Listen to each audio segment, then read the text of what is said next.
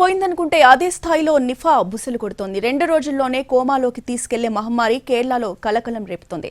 Nipah virus సోకి 14 ఏళ్ల బాలుడు చనిపోవడంతో ప్రపంచ ఆరోగ్య సంస్థ అలర్ట్ చేసింది. కేరళను నిఫా వైరస్ వణికిస్తోంది. తాజాగా మలప్పురం జిల్లాలో 14 ఏళ్ల బాలుడు వైరస్ సోకి చనిపోయాడు. నిఫా వైరస్ కారణంగానే మృతి చెందినట్టు పూణేలోని నేషనల్ ఇన్స్టిట్యూట్ ఆఫ్ వైరాలజీ ధృవీకరించింది.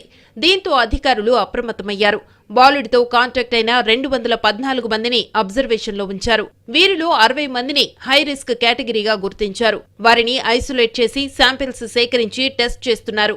మలప్పురంలో 24 గంటల కంట్రోల్ రూమ్ ను ఏర్పాటు చేశారు. వైరస్ ప్రబలిన ప్రదేశానికి 3 కిలోమీటర్ల మేర ఆంక్షలు విధించే పనిలో ఉన్నారు. నిఫా వైరస్ జంతువుల నుంచి నేరుగా మనుషులకు సోకుతుందని తేలింది. దీన్ని జునోటిక్ అంటారు. తొలిసారి నిఫా వైరస్ ను 1999లో గుర్తించారు. ఫ్రూట్ బ్యాట్ అనే గబ్బిలాలు వాలిన పండ్లను తింటే వైరస్ మనుషుల్లోకి ప్రవేశిస్తుంది.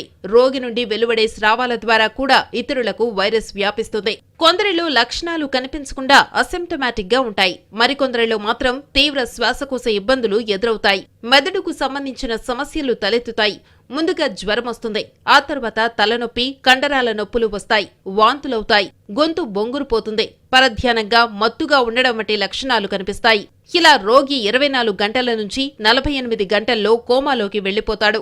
నిఫా వైరస్ కు ఖచ్చితమైన వైద్యమంటూ ఏమీ లేదని చెబుతున్నారు. ఐసోలేషన్లో ఉంచి ఏవైతే లక్షణాలు కనిపిస్తాయో వాటికి మాత్రమే చికిత్స చేస్తున్నారు. యాంటీవైరల్ డ్రగ్స్ ను తయారు చేశారు. కానీ పెద్దగా ఉపయోగం లేదు.